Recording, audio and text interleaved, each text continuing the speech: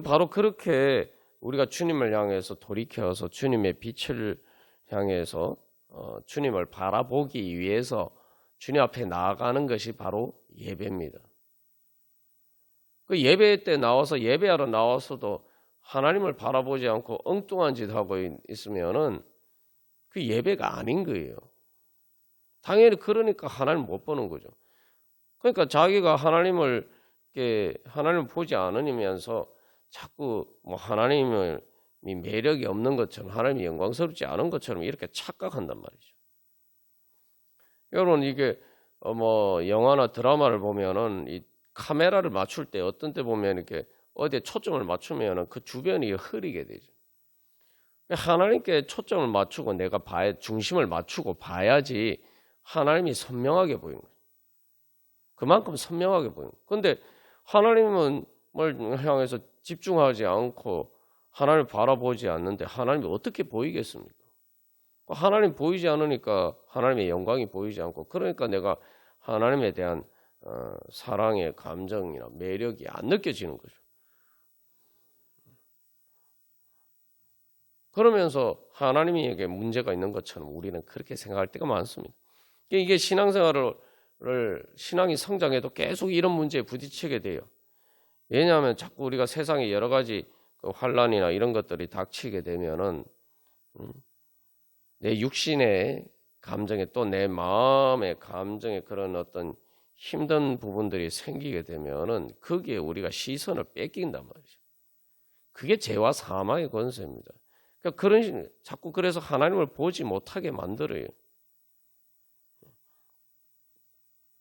그래서 욥도 그렇게 신앙이 좋았지만 그렇게 하나님을 예배하는 사람이었지만 정작 자기의 모든 것을 다 잃어버리고 자기의 건강마저 다 잃어버리고 겨우 생명줄만 붙어 있으니까 그런 환난이 닥치니까 거기에 그 눈이 쏠려서 하나님의 영광이 안 보인단 말이죠.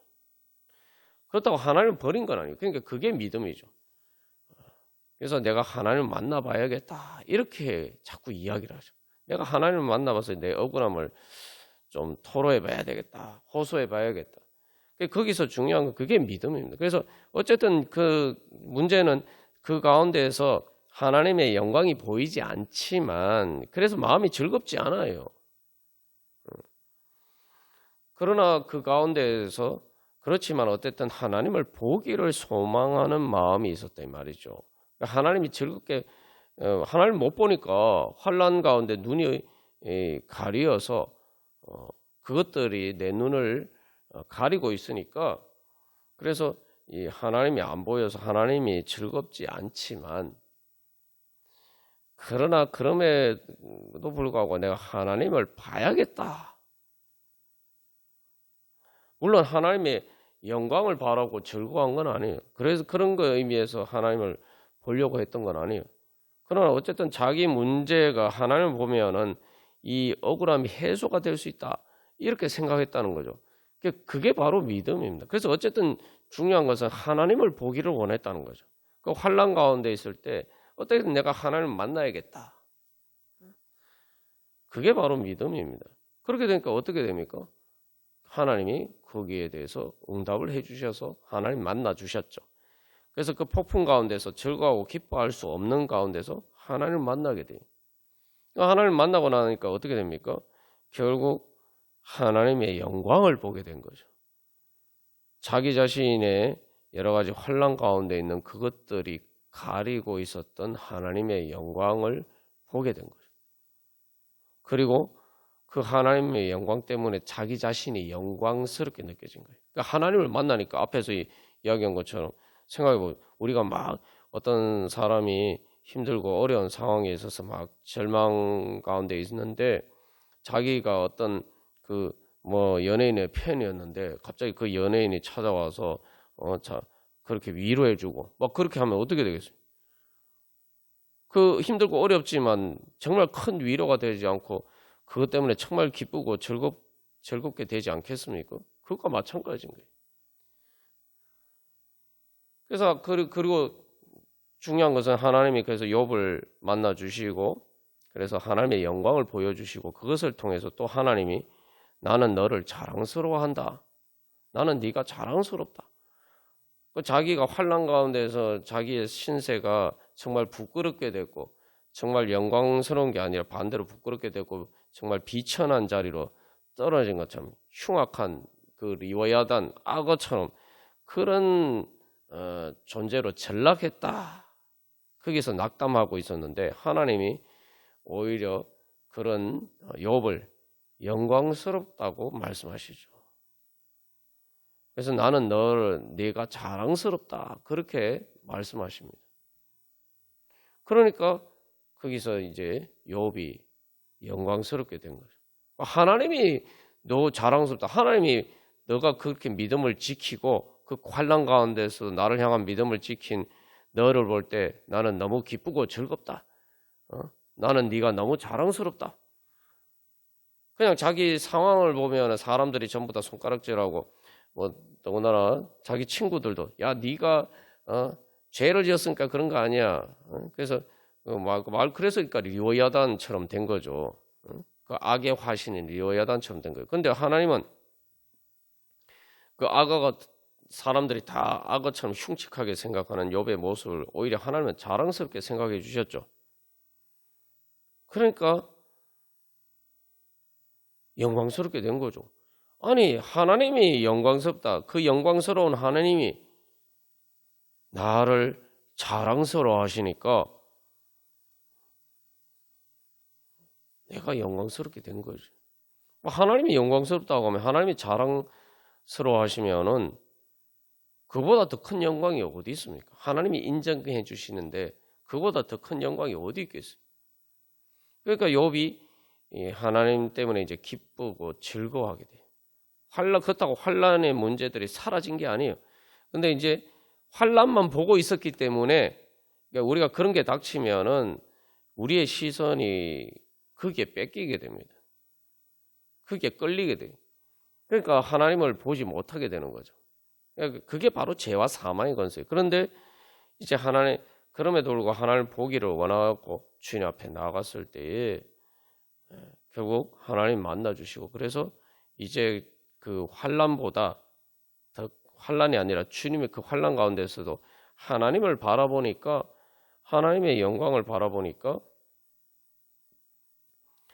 하나님의 영광이 나타난 거죠. 하나님의 영광을 보게 되니까 그 하나님의 영광이 그 빛이 그 환난의 모든 어두움을 물러가게 만든 거죠. 그러니까 기쁘고 즐거운 거예요. 그래서 이제 욥이 단순히 하나님을 믿는 것뿐만이 아니라 이제는 하나님을 사랑하고 기뻐하고 즐거워하게 됐어요. 왜 나에게 이런 고난을 주시나 하는 이런 원망스러운 마음이 없어지고 하나님 때문에 기뻐하게 돼요. 그래서 오늘 그것에 대해서 이야기하는 게 로마서 5장 2절에서 하나님의 영광을 바라고 즐거워한다 그러죠. 여기 즐거워한다라고요. 즐거워한다. 믿음으로 우리는 그래서 이 하나님 앞에 나아감으로써 하나님의 영광을 보기를 소망하면서 나가야 돼요. 그래서 모세가 이 출애굽기 33장에서도 하나님께 기도하잖아요. 하나님의 영광을 보여주소서.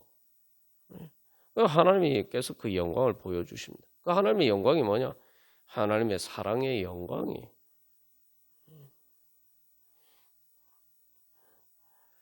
믿음은 바로 그런 것입니다. 믿음은 내 눈에 보이지 않지만 내가 이미 하나님의 영광의 은혜 가운데 들어가 있고 그렇기 때문에 내가 이제 눈을 떠서 하나님의 영광을 보기를 소망하는 거예요.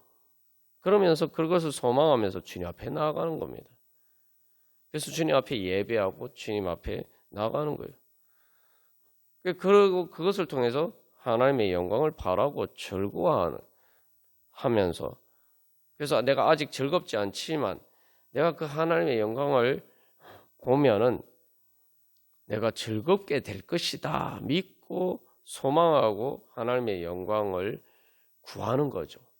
하나님의 영광 보기를 소망하는 거죠.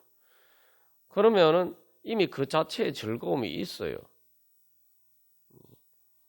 그 즐거움은 그래서 그 하나님의 영광이 보이지 않지만 하나님의 영광을 보기 위해서 믿음으로 주님 앞에 나아가는 그런 수 있는 힘을 주는단 말이죠. 그래서 이제 5장 3절에서 우리가 환난 중에도 즐거워한다는 게 그런 거예요. 당연히 환난 때문에 기쁘지 않고 힘들고 마음이 어렵지만 그러나 그 가운데 있지만 그러나 하나님의 영광을 보기를 소망하니까 그게 즐거움이 된다는 말이죠.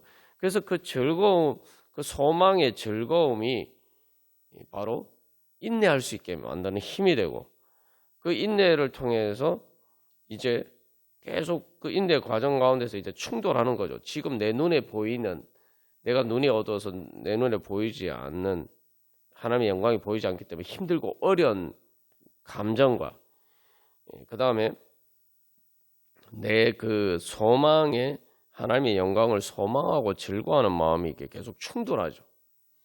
그 충돌할 때에 계속 우리가 믿음으로 인내를 하면서 하면은 그게 바로 이제 하나님의 영광을 보기 위해서 점점 하나님께 가까이 나가는 거예요. 멀리 있으면 안 보이는데 가까이 가야 보이죠. 그렇게 가까이 가다 보면은 그게 점점 우리의 소망이 이기게 되는 거예요. 그 자체가 이제 거기에서 내가 굴복하지 않고 그럼에도 불구하고 계속 믿음으로 주님을 향해서 욥처럼 내가 하나님을 만나봐야겠다 라는 그런 믿음으로 끝까지 주님 앞에 나아가면은 이제 그게 연다는 거죠. 그럴수록 우리의 소망은 더 강해지는 거죠. 그렇게 되면 결국은 내가 그 목적지에 도달해서 마치 실로암 연못에 가서 눈을 뜬 것처럼 하나님의 영광을 보게 되는 순간이 옵니다. 그게 소망이 이루어지는 거예요. 그러면 그래서 5절에서 소망이 우리를 부끄럽게 하지 않는다라고 이야기했는데 이건 두 가지 의미가 있어요. 그래서 내가 성령님께서 계속 우리 마음 가운데 하나님의 사랑을 부어주심으로 하나님이 그것 때문에 우리의 마음 가운데 소망의 힘이 되는 거죠. 소망 가운데 즐거워할 수 있는 거예요. 그러니까 하나님의 사랑이 내 눈에 보이지 않지만 하나님이 날 그렇게 사랑하셨지. 하나님이 이렇게 얼마나 날 사랑하시는가. 예수님을 통해서 자기 자신을 아끼지 않고 주시기까지 날 사랑하시지. 계속 우리가 이제 내가 하나님의 사랑을 실제로 보이지 않아도 내 마음의 눈에 보이지 않아도 우리가 그것을 자꾸 이렇게 생각하고 기억하면은 이제 그것이 우리의 마음의 소망의 즐거움으로 소망의 힘으로 이 되는 거죠.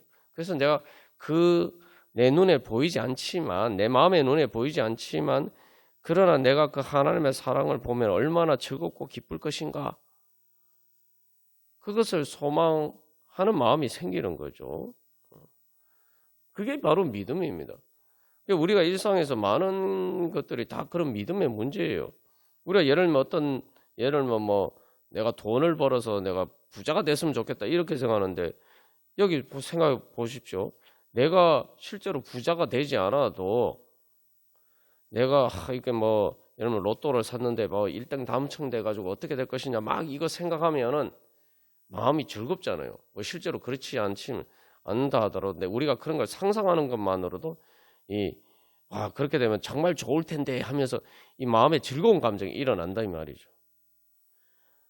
우리가 뭐 세상에 많은 일을 하는 게 다 그런 겁니다.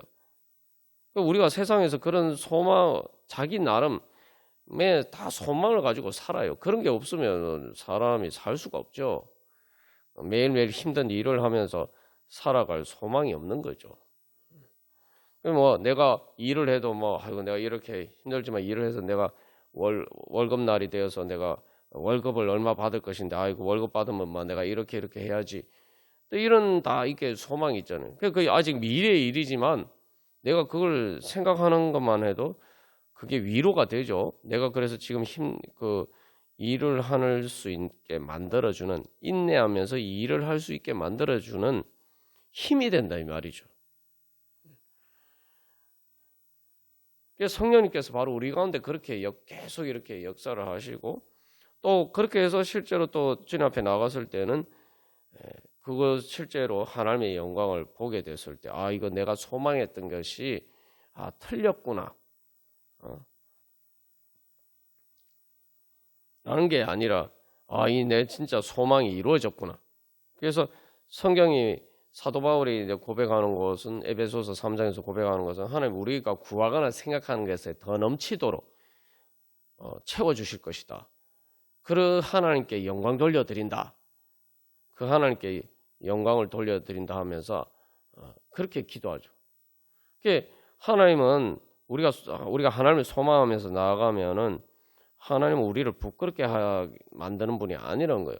우리의 소망이 반드시 이루어지는데 실제로 하나님을 만나게 되면은 내가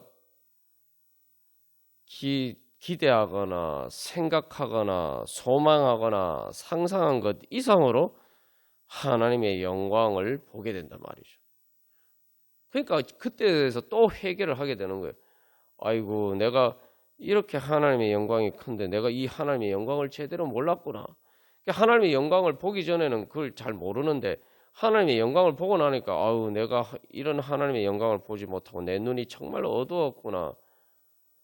내가 하나님에 대해서 오해를 하고 있었구나. 하나님이 이런 영광스러운 분이고 하나님이 이렇게 좋으신 분이고 하나님이 이렇게 정말 아름답고 매력적이고 정말 나를 즐겁고 기쁘게 만들어주는 분인데 내가 이 하나님을 몰랐구나. 하나님에 대해서 오해를 하고 있었구나. 하나님에 대해서 잘못 알고 있었구나. 착각하고 있었구나. 이걸 오히려 깨닫게 돼요. 눈을 뜨기 전까지는 그거 몰라요. 그러니까 욥이 그 하나님을 만났을 때에 하나님의 영광을 보게 됐을 때 자기가 회개한다고 그래요. 근데 회개한다라고 얘기하면서 막 즐겁고 기쁜 것처럼 그렇게 이야기를 해요. 그래서 바로 그런 회개가 나오는 겁니다. 그러니까 그 자리까지 가야지 우리가 진짜 완전한 회개가 된 거예요.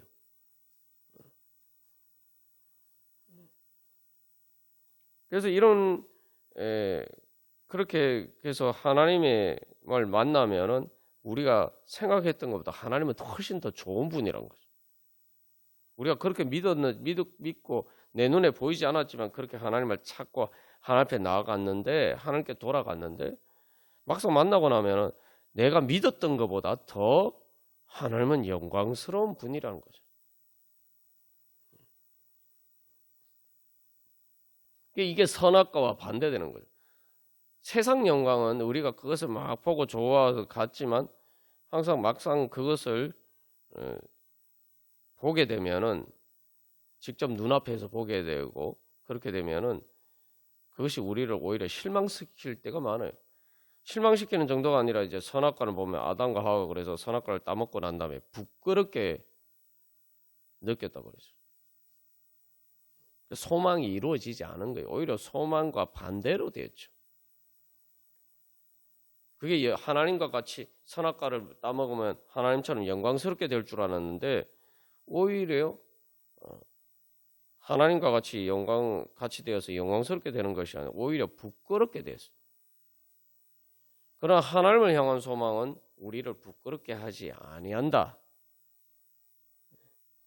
그래서 그 하나님을 내가 사랑하는 감정이 안 들지만 내가 그러나 하나님의 영광을 보기를 소망하고 내가 그래서 하나님의 영광을 보고 내가 하나님을 사랑하게 되기를 소망하면서 그렇게 주님 앞에 나아가면은 바로 우리가 실제로 또 하나님을 사랑하는 마음을 가지게 된다는 거예요.